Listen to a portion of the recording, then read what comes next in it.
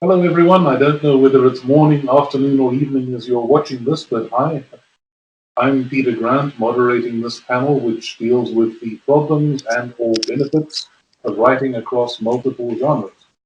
With me, I have my wife, Dorothy, Jim Curtis, otherwise known as J.L. Curtis in his books, or Old NFOs on his blog, and Sarah Hoyt, who is quite well known enough as an author to need almost no introduction. But all of us write across multiple genres, and we've all of us learned the hard way about the pitfalls and the opportunities of it. I've got about 18 books out at the moment, dealing with military sci-fi, fantasy, a volume of memoir, and 4 volumes of westerns. Uh, the others will introduce their own book list and so on as they talk to you. I'll let each member of the panel introduce themselves quickly. Dorothy, would you like to start? Um, I'm Sarah Hoyt. I have written 30-some novels. I haven't counted recently, and I'm really bad at counting novels. So every time I try, I forget a series or two. So it's somewhere north of 35 novels. I've won a Prometheus and a Dragon, and my first novel was a finalist for the Metapoic Award, and I write everything. My husband has instructed me the best way to answer this question is no genre is safe for me, although I think that picture books are safe from me just because they don't interest me enough. However, now that I've said it, I'll be writing something weird. As soon as you get grandchildren, you'll be writing those. I don't know why. I never read them to my kids. Meanwhile, I am of a sort writing picture books since I got drafted to write scripts for the new Barbarella comics. So I guess those are pictures. Okay, Dorothy? Um, I'm the new one of the group. I only have 3 books out and an anthology. And I don't know why I'm here, but there's coffee. But I do have a hard time fitting into the genre of whatever it is I'm writing because I started writing science fiction that was going to be space opera, except it has to be tactically correct, so they keep calling it military sci-fi. Except my characters keep falling in love, so then my reviewers keep arguing that it's romance instead. I don't know. Military romance. Yeah, tactically correct romance. Jim? I write under J.L. Curtis. I've got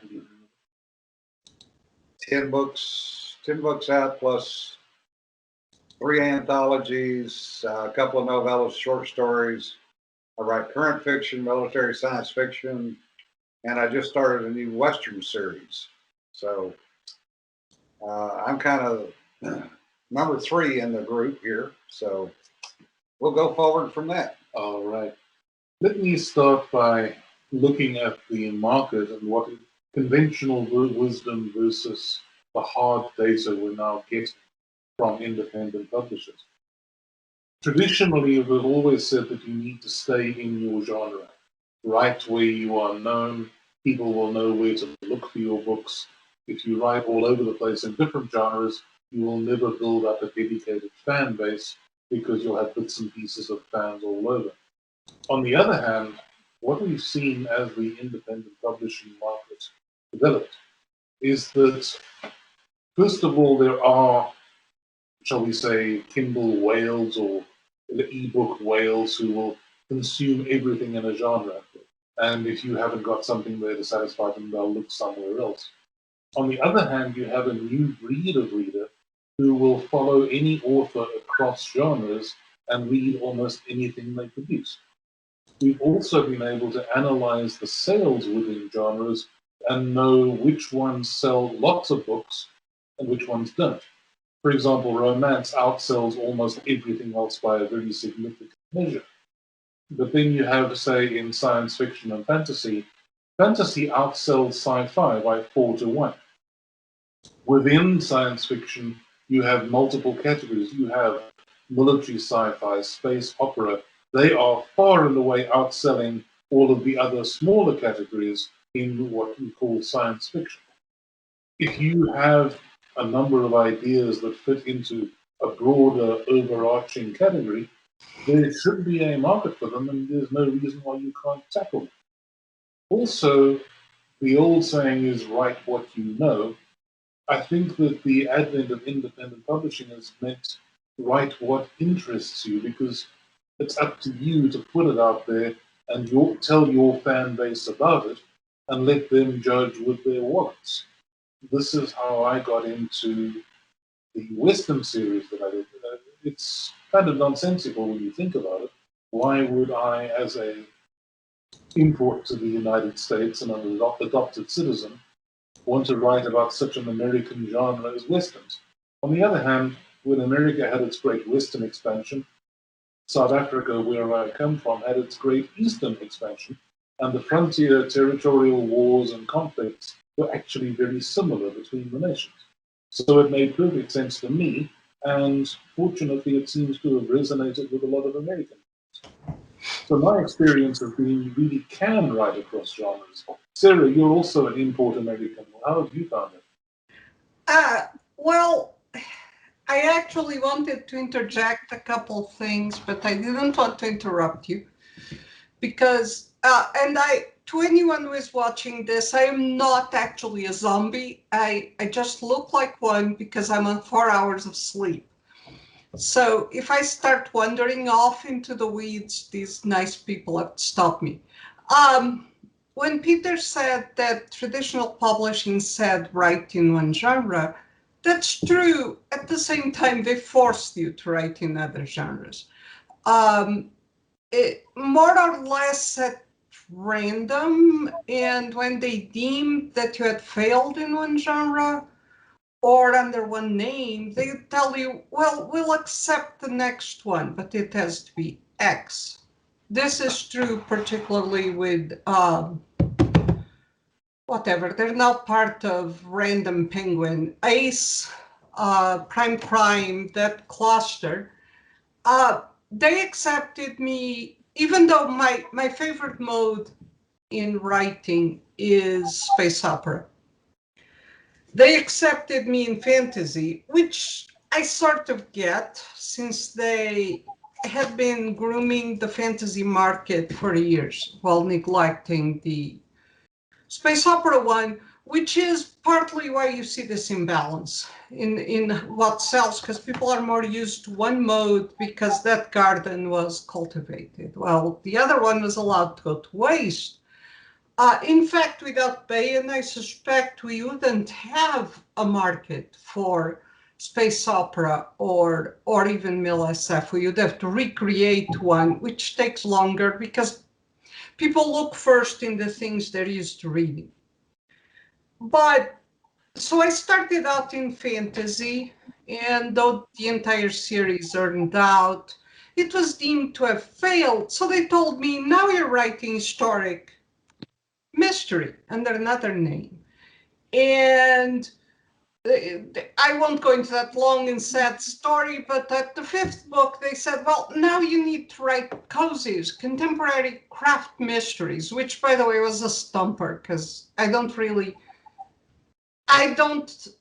not involved in the craft world, which is what these mysteries are about. You know, it's shows, and I don't have time for that. I write. So, and each time they changed the name. And it's a pretty common career. Well, the only thing that's uncommon is that they often say, well, this has failed, go away. Well, they kept buying me.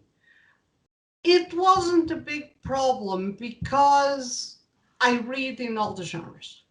So, of course, I can write in all this. In fact, I had sent proposals out before I was ever published in science fiction and mystery, and that won a contest with something that was never published. But, you know, traditional publishing has its own way of dealing with things. And sometimes they said something and did another. The other side of this is indie. My husband actually reads a ton of what I call bubblegum books. And there is an advantage to writing one genre, one name, one series. If you do that, yes, sure, people will follow you and people will read you in other things. But if you stick to that one, there are now, I find this fascinating because there are now writers, both in mystery and romance, who publish what they call seasons because they treat it as a TV series. And one of them is actually, they're like, this is the best sitcom. That's how they treat it. It's like a TV series. And then at the end of a year or a summer or whatever, they will collect 3 or 4 very short books into a season. And they sell it as the Witch Mystery Season 1. And people devour these. People who are doing this stuff sell very, very well. Now, could I do that? I don't think so. Because of what Peter said, you have to remain interested. And at some point, I'd lose my mind. And kind of like when I tried to write romance when I was very young, and there would be a spider alien who would come in and eat them all because I was bored. So to avoid untimely deaths of characters, I write in multiple genres. Now I just need to get my behind in gear and publish regularly in all these series. But in fact, I have something coming out that's cross-genre. It's called Other Roads. And it came from a very silly argument on how to write Rex Stout pastiche, which means it's in space and he's a cyborg, and his Archie Goodwin's his wife. Don't. But it's Rex Stout pastiche. But also to what Peter said, I am very fortunate, while not being one of the huge heavy hitters. I'm very fortunate in having fans that are my fans and will read anything I write. My husband jokes that I'll eventually branch out into porn, and these very straight-laced fans will follow me there and will start posting in my conference on Facebook. This is not bad, but I think they should have had sex 3 pages earlier. So, Tell us about the end and come to the balance. I have a different experience. Of course, I'm one of the newer writers out there, and I've never been well, take it back. As of July, I will be traditionally published, but in an anthology. But the thing is that I have seen is when I finished my current fiction series and started writing in the science fiction, military science fiction, I lost about 40% of my readers. And many of them said point blank, we don't read science fiction. So what I've done is started a Western, and I'm now getting those readers back.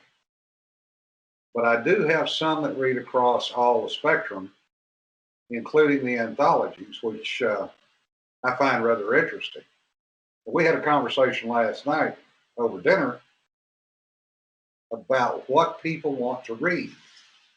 And the trend seems to be shorter rather than longer. A good friend of ours who's a gunsmith said what he's looking for is a beach read.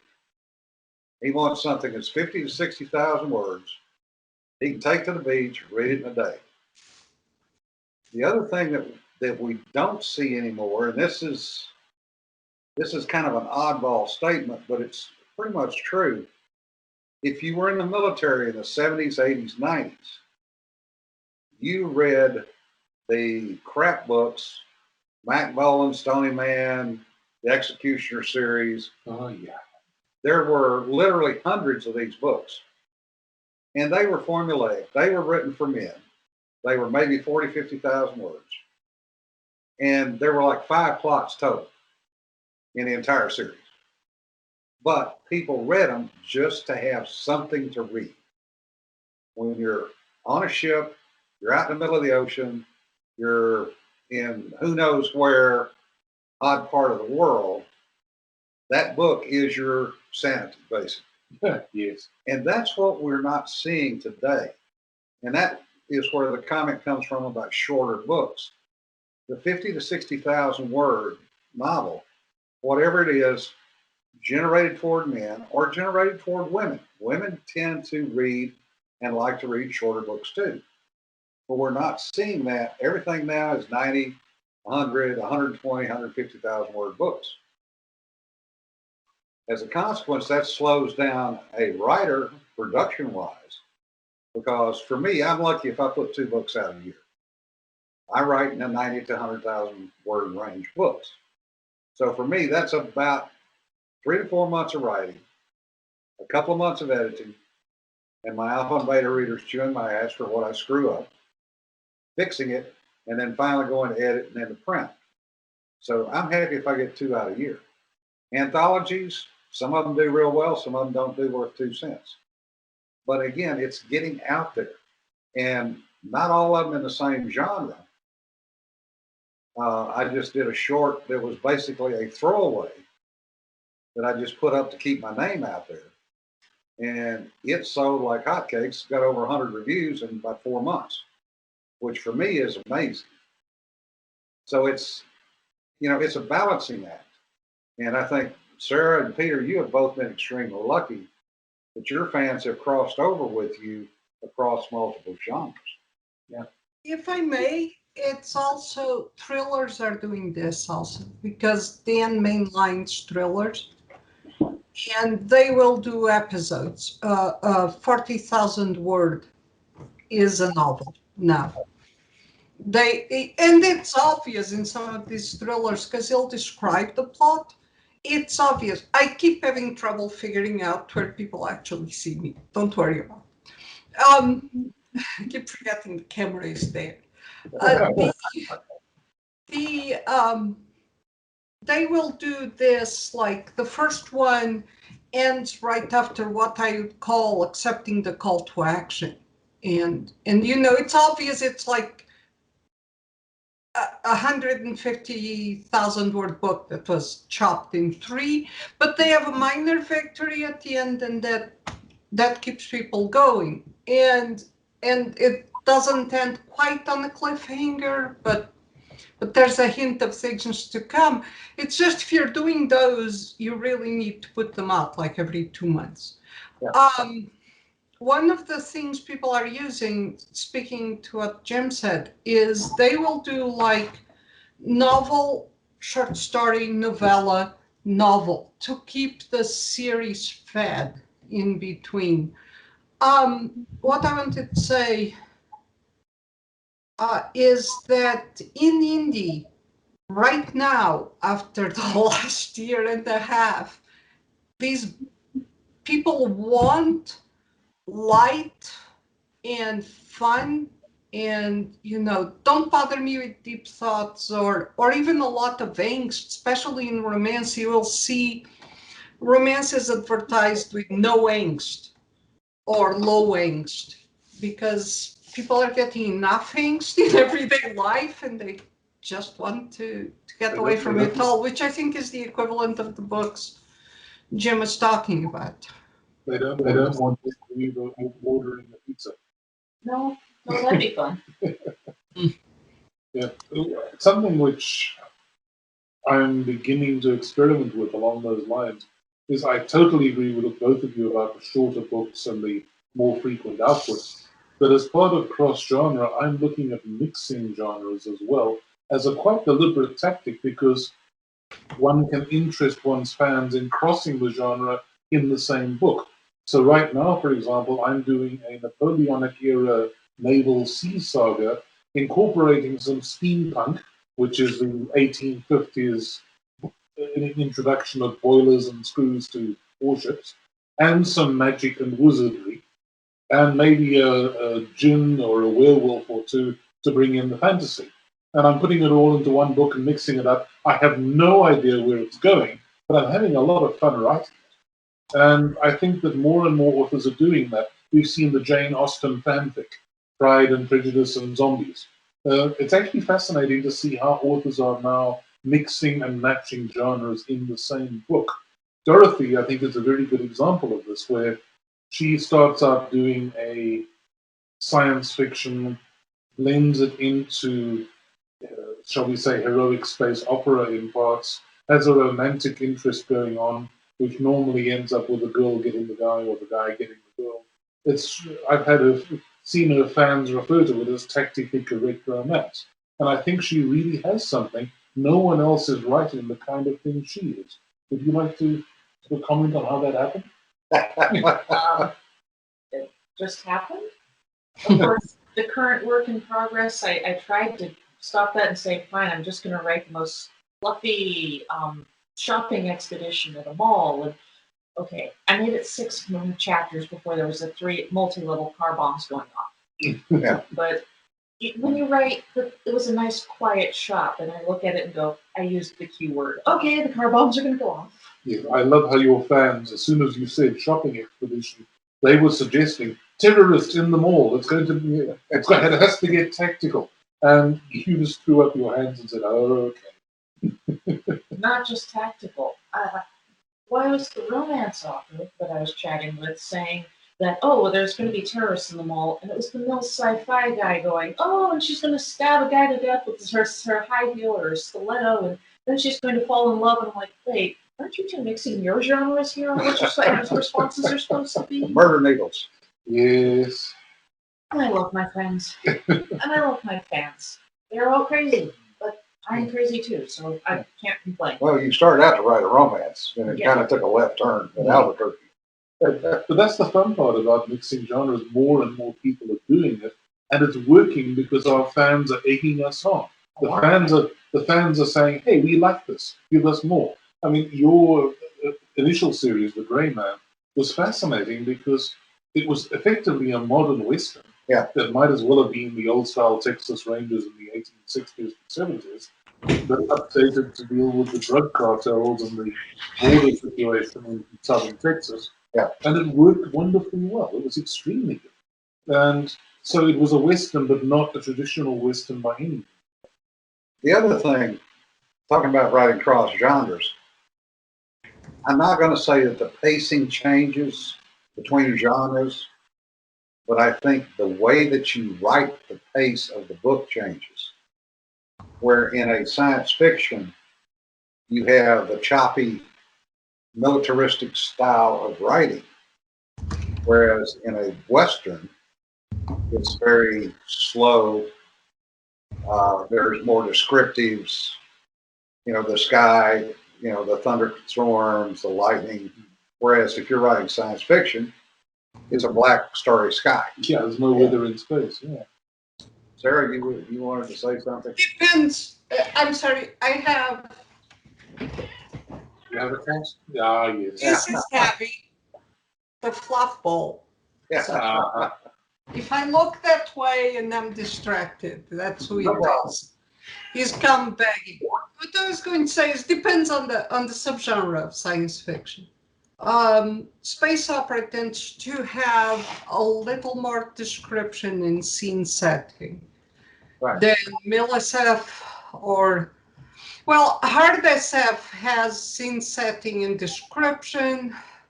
It doesn't go as much into emotions. One of the really fun parts of this, and I mean that because it's fun, is watching the readers get confused. So, I will get people poking me and going, no, you're really writing romance because there's emotions. And I'm going, okay. I'm going to give you some titles. Go read these romances and then tell me what I'm writing is romance. And they go read it and they come back and they go, wow, that's completely different. And it's like, yes, just because you have a love interest doesn't mean it's a romance. Yes, there are feelings. I grew up on Heinlein. He has feelings. Does he? Because people haven't, in a way, in science fiction, we're re-educating readers because it was so neglected. Almost the only thing that survived was Mill SF because Bayan was so strong, thank heavens, was so strong in Mill SF, and it shaded into some space opera. So space opera also survived a little mangled. But if you look at all the other subgenres, even hard science fiction is, they are re-educating people on, hey, we can be fun. And so that's a lot of the indie. The thing, while Peter was talking, the thing I wanted to say is, what's great about indie is the wide open landscape. Yeah. You can do whatever. What Dorothy is doing is fine, because at no time is anyone going to tell her, oh, you know, this tactical romance thing just hasn't gone huge yet. Yeah, you have fans and you're gaining, but it hasn't gone huge. And it's not practical for us to keep publishing it. So now you have to write some fairy fantasy. No, she is in control of her career, and the only way to fail as an indie is to stop. Or to hand him a first draft that has so many typos because it's written by a dyslexic that he gives up. Not even that. I read Jane Austen fanfic when I'm stressed, and some of these things have 300 reviews. And they say, well, there are some typos, and I start reading it and going, yeah, that word doesn't mean what you think it means, but it still has fans. Well, if I can interject there, I nearly threw my Kindle reader through the wall when I came to one Regency romance where the titled lady took her carriage to the supermarket to do the shopping. I kid you not. No. I read one where the Duchess says goodbye to her brother. And by the way, it was very uncomfortable. Let's just say I do realize in prior times people were more affectionate verbally in ways that we interpret as sexual but weren't. But this girl took it way too far. And I was going, what? What's going on here? But she says goodbye to her brother, gets on the gig, which works kind of like a car. It just gets going, and goes to the market to buy food. I refer to this as the Duchess went shopping. And it's mind-boggling. And people read my blog know periodically I start a blog post with, can't you do minimal research? I think my favorite on that one was still one of the Carry On films, Carry On Up the Khyber, where in English my lady offers her all to the Indian Raja. The Indian Raja looks at her and says very haughtily, I regret to inform you, madam, I do not make love. I have servants who do everything for me. Okay. Yes, well, okay, it was the Carry On movie. What can you expect? You know, that does bring up a point, though. You talk about research. Now, I got to admit, my readers will send me corrections when they find a punctuation or typo, which I enjoy because I'll fix it. But the amount of research that it takes when you change genres. Yep. I mean, writing Westerns, I know guns. I grew up around guns. I've been shooting since I was 8 years old. I've shot Western guns. I have real Western guns. But the amount of research in that novel is well over 100 hours because I wanted to make sure that I got the details right because that's what my readers expect. There is nothing that will make me wall a book quicker than something that is just so totally out of context for the rest of the novel. Whether it's Western, science fiction, hard science fiction, whatever I'm reading. Yeah, he clicked the safety catch off on the revolver. Yeah. Yeah. And, you know, it's the basic research is not that hard to do. You know, granted, you're going to lose a few hours, but it's more important to keep your readers if not informed, at least not throwing the book away because they don't like something that you wrote. This is an important point. Every genre has reader cookies. Yes. Readers read to find. I mean, there is a joke. You know, I think it's called How David Weber Orders Pizza, Yes. in which if you take something out of its genre and use it in another genre, it will sound bizarre. Someone in the science fiction field took it upon himself, and this is not a friendly, let's put it that way, to review My Cozy Mysteries. And he was very upset that the main character gets in a romance with the policeman. And how likely is he to be interested in her? And why is there, this romance even in here? And I'm going, dude, it's text. The readers of cozies expect a romance. A romance with a policeman is usual because then you see what's going on in the investigation on the police side and what they're missing. And that's how you weave it. It's almost required. This is like someone going into a romance and going, why are they falling in love? They just met. This doesn't happen. It's like, yeah, but if you have a realistic romance in a romance novel, people will be going, are they even attracted to each other? When are we getting to the good part? Or they'll try to ship your character with other people because, So there is someone goes in space opera and goes, this isn't science fiction because they never explain. And I got this in the Dark Ship book. And that was a friendly, but he really was truly confused. He told me, this isn't space opera. This is just an adventure novel because you never explained the anti-grav.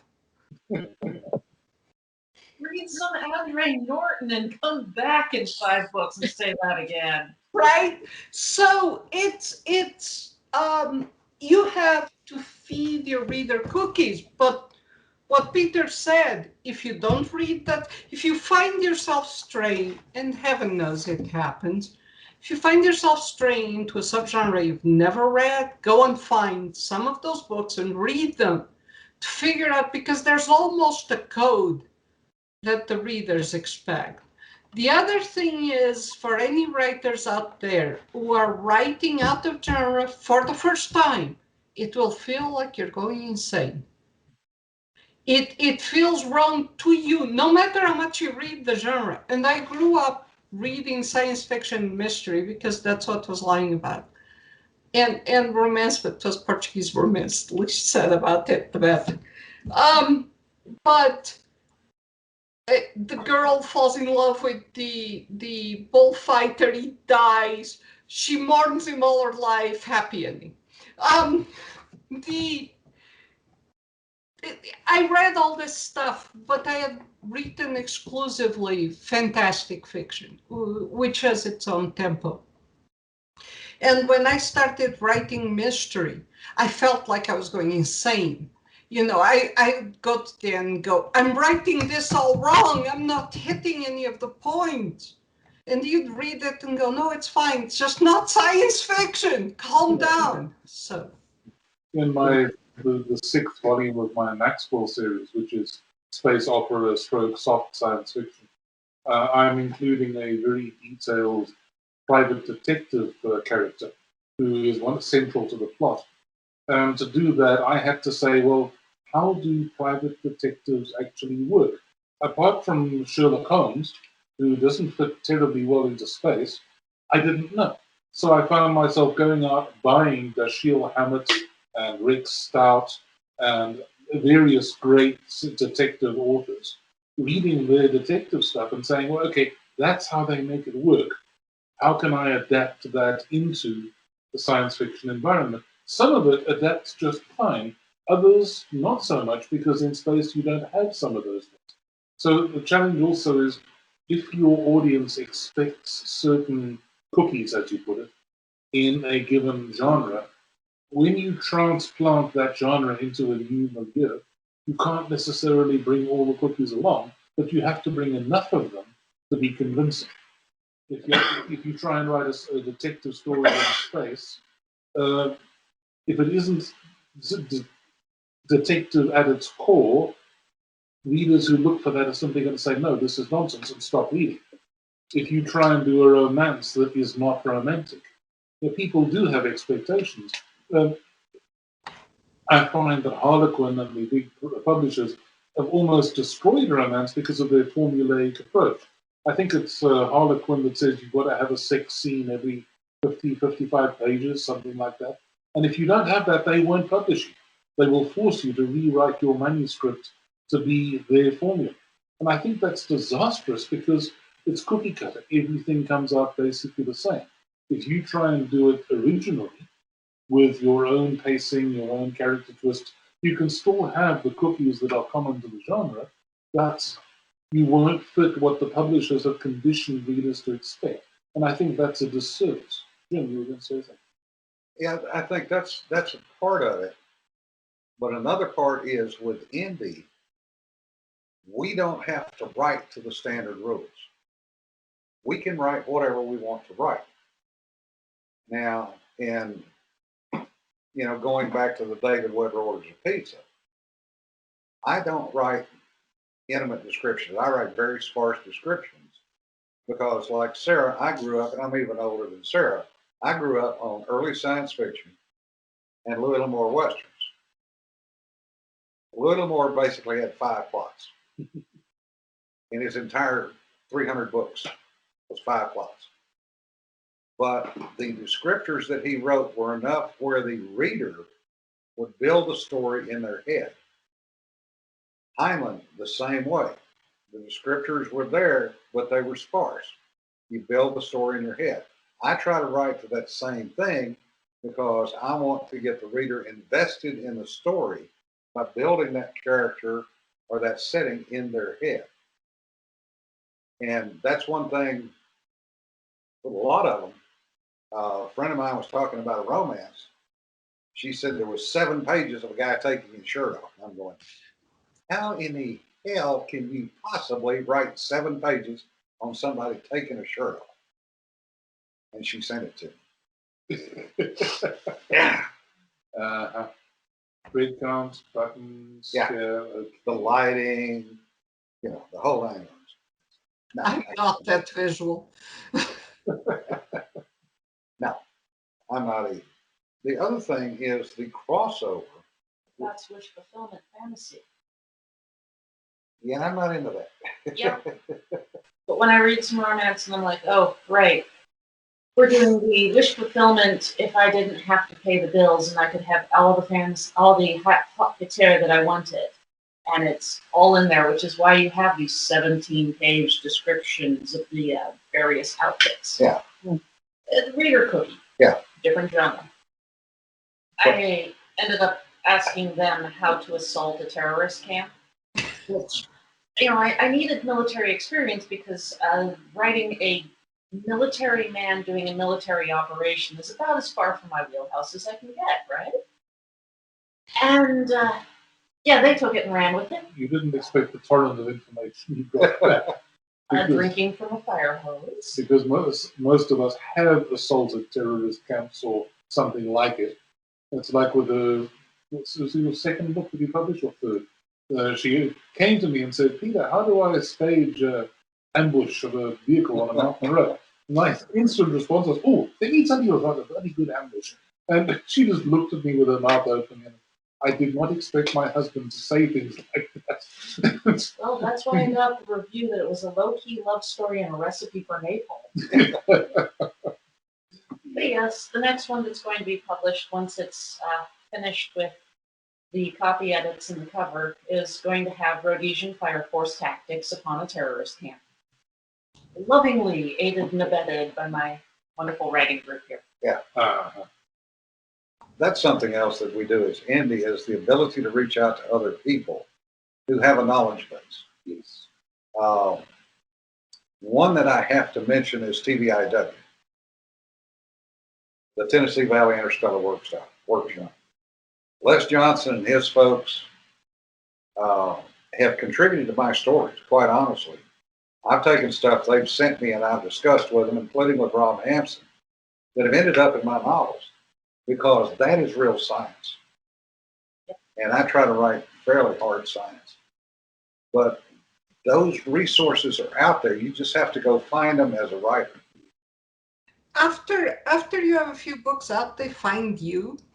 Usually not in a pleasant way. Yeah, that's a You get email that says, "What were you thinking?" Or, "Let me do the orbit calculations for you." Yeah. I had one that actually went and calculated the size of my crater and sent me an email. And it is not easy to track down my email, but the power of weaponized autism works. And Yep. wanted to let me know, good job that I did the calculations correctly on making a crater large enough to have its own weather system. Yeah, that's one of the challenges too in India is if you've got a writing group which is a series of experts in various fields, you really need to use them, because it's amazing the insights you can get from fields you would never normally think about. In fact, one of the things that blew my mind a bit is rations in space, cooking in space. How would cooking in low gravity or all canned air work? How would you get cooking fumes out of the air? You might have to adopt cooking methods that did not put fumes into the air, because getting them out of the spaceship's air when you've got no fresh air at all is going to be an added burden on the systems of the spaceship. How do you deal with illness on a spaceship when you've only got one air supply? Everyone's breathing it. You can't quarantine someone because the air from their particular location is going to get recycled along with everything else. What does this mean for your systems? There's all these points that medical science will say, or food science will say, whatever, which if you're a pure space writer, you're sitting there saying, well, those don't matter. And actually, yes, they do, because they can have a dramatic effect on your story. I remember one draft chapter I did early on, I talked about frying chips in space. It came back saying boiling oil, fumes, etc., in a closed cycle environment, not going to work real well. So I had to sort of, how do you change that? It's the auto chef. Yeah. On the other hand, in that same book, I did have a scene where a guy tried to steal a donut off a plate and was stabbed with a fork through the back of his hand with the points coming out of his palm. And I had a stinking bad review, 1 star on Amazon. This is ludicrous. He's asking me to suspend belief too much. This could never happen. But that actually was a real incident that I witnessed, and it did happen. It just happened here on Earth rather than in space. But yes, an annoyed Marine can stab with a fork hard enough to go right through a hand and come out far. Trust me, so can an annoyed redneck. Yeah. And you can't satisfy everybody, but yeah, it's fun. When you talk about reviews, that brings up an interesting point. 1-star reviews sell books. Larry Correa is a good friend of ours. Larry's kind of been the pioneer in fisking 1-star reviews. I am not that good, so I just throw them up and point and laugh. But we have seen a number of sales, not only in anthologies, but also in novels, where a 1-star review generated between 50 and 100 sales because it was so ludicrous. And, you put it up and it's like, really, people? This, I mean, I've got 57 4 and 5 stars, and I got this 1 star because I killed a bad guy. And it just continues. And you can actually benefit from getting a 1-star review. So that's for what it's worth. Well, when I'm going for an author who writes across multiple genres, sometimes the 1 stars help too, because I'll have, there'll be a review that's really upset that this is a romance series, not an urban fantasy series, and I'll go, oh, okay. the cover wasn't different enough for me to tell, and now I know. Well, I still love Jim's Calixid anthology. He got a 1-star review basically complaining, this has nothing to do with the moonbat, left-wing, liberal, progressive thing that I was looking for. This is reactionary, right-wing nonsense. It doesn't fit. The guy actually bought it without realizing he was looking at entirely the wrong book, and then reviewed it negatively because it wasn't the one he wanted. Yeah, he was after a graphic novel that was published a year after my anthology. I am incredibly jealous of Stephanie Osborne, who got possibly the funniest 4-star review I've ever seen. I don't remember who it was that they said she was, but she posted this review on Facebook because it was one of the funniest things I've ever read. It started with, it's plainly oblivious that Stephanie Osborne is just a pen name for, and it was another of the LibertyCon authors, and I don't remember who it was. And it said things like, I only read 10% of this book because this was so plainly oblivious.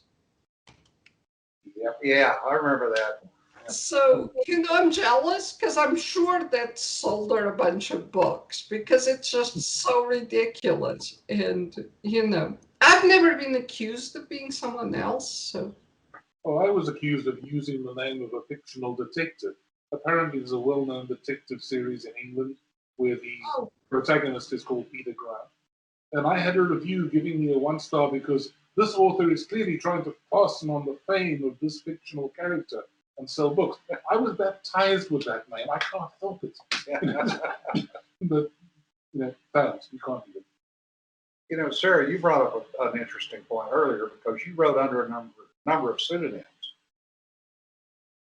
How many of those have you basically pulled back and published under your own name now? Actually, none. If I had to start again, I would have done some things under 2 initials last name. I can't even really blame a lot of the readers because of what traditional publishing has been playing for a while. But there are a lot of readers who plainly won't read a female. And then, as my daughter-in-law found out because her name scans male, and she was writing Regency romances and people wouldn't pick her up. And until she got a really nasty review talking about how guys obviously shouldn't write Regency reviews. And then she changed to a pen name. But at this point, I have more or less abandoned the historical one, not because I meant to abandon it, but what Peter was saying about the research, it was okay while I was writing those series one after the other because it required very little to keep up. But things like the Shakespeare series, it's worse with the Musketeer Mysteries, and I'll explain. But the Shakespeare series, to go back to it, people go, you said it was a 5-book series, why don't you finish it now? I go, I need to spend 6 months going back to the point where I was fully immersed into their England. Because otherwise I'll make stupid mistakes. They're very easy to make, especially when you do other historical stuff.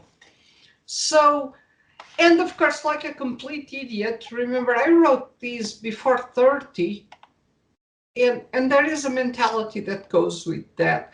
I have no notes, none. It was all in my head. So to get back there, it's not just reading the books I have. I need to read all the 40 volumes of Shakespearean biography, plus the 50 that have come out since I stopped doing it. And don't forget to get mistaken while you're at it. this would have to be a GoFundMe. and have people give me money to take 6 months off and do nothing else. The Musketeer Mysteries is different because I did have notes, and I had the 6th novel almost finished, and I can't find it. Oh, no. I don't know if it just went up in smoke. I had a computer that literally caught fire. As in, my office was the other half of the bedroom. I woke up, sat up in bed, and I told Dan, my computer is smoking. And he's like, oh, go back to sleep. And I'm like, there's smoke coming out of it. And he sat up, looked over and went, your computer's on fire. And it was a brand that this was prone to happening. And so The magic smoke out. yeah, right. And once the magic smoke comes out, it's possible it was there. I had a couple other failures, but I just don't have the heart to go back to that. So that pen name is that pen name, and it's more or less closed. I mean, it's not closed. Everyone knows it's me, but it's finished for now at least. The Elise Hyatt ones are so silly and so completely gonzo. I'm keeping them separate because I don't want someone from the science fiction to wander into that and go, this woman lost her mind. Well, you got to be careful with your Barbarella series. You might set another computer on fire. In another way. Excuse the howling. That's the dog saying I want to. Oh, okay. That's what It's not the werewolf. I don't know. I honestly don't know. I think to an extent we've acquired the ability to study what people expect, and that helps writing cross-genre. As far as relating to the readers, it depends on how good you are at it, because you'll still come across things that stop you cold. That you go, wait, you read that character as evil? That's not what I meant at all by that description. Yeah. Doesn't happen very often now, but when I was starting out and going to writers groups, people are like, okay, so he's the villain. When does he start? And I'm going, he is not the villain. He's the main character. And it was at one point, it was because I described this guy as having big hands. Apparently, for this writers group in the 90s, this meant he was a bad guy. I don't get it. Writers groups can either be real good or real bad. True. Now, that's a new one. You have big feet. You know what that's supposed to mean. But big hands? Yeah. No. Right. You started to say something, Doc. Yeah. It's gone. There's not enough coffee in the world. Yeah, I suppose not. I would say though that when it comes to cross-cultural, it helps with having different cultures in your books and being able to market to a wider group of people, because you have to understand how more than one group of people think. So you don't just automatically assume, well, everyone knows this and everyone does this. Yeah. But that assumes that you write the characters correct to the culture. And I'm not talking about cultural appropriation. In my science fiction, I have Gurkhas as a prime set of characters in the book. But I researched that, and I have a Gurkha, former Gurkha officer, warrant officer, who reviews everything I put in the book to make sure I stay with the characters. So that's something that's important. But again, goes back to the multicultural aspect. I think having exposure to other cultures makes it a little bit easier to write a different culture. Yeah. For example, as a prison chaplain, I understood and I worked with the prison gangs fairly well. The reason I did was I treated them as I would African tribes. In so many words, they were a tribe. They had all the trappings of a tribe, and they reacted to external threats or stimuli very much as a tribe would. So my multicultural background actually helped me. However, they would be grossly insulted to be compared to African tribes. I guess you can't win. I see our time is getting short, so I'd like to invite people to summarize any point they'd like to make finally as we wind up. Sarah, would you like to start us? Just, write what you want to write, as long as it interests you. Do it as best you can. The only way to fail is to stop doing it. Yep. I would say do the research and do what you know how to do. If you're not that good at editing, hire an editor. If you're not that good at doing art, hire cover artists. Do what's going to bring you the Benjamins. That's what this is all about. Yeah. I would say don't forget to have fun. Yes. I mean, there's going to be a lot of research, and that's for moving between genres, that's within genre, but if you like the research, I mean, I'm not the only geek here, I'm fairly certain of that, then it can be fun. And why would you do it if it's not fun? For myself, I'd just like to say that you only live once. There's no point in trying to prolong the agony and say, well, I might get to that one day once I'm better, or I might perhaps think about another genre when I've got 5 out in this genre. We don't know how long we have. We don't know what's going to happen in our future. Write so you have fun, and take life in big bites, as Heinlein would put it. If you're feeling the need or the inclination to write cross-genre, give it a go. What have you got to lose? You might not sell well in that book. Okay, write the next one. The thing is, just get stuck in and do it rather than dither about it. You might be surprised. All of us, I think, have been. Yep. So that's it from us. We hope you've enjoyed this virtual panel, and we hope the rest of the LibertyCon virtual panels and seminars are as much fun as we've had doing this one. And please God, we'll be back together in the flesh next year. So Yes. you can come along and throw things at us instead of shutting down your computer. Yeah. Goodbye, everyone. Nice talking with you. Have a good day, folks. Enjoy.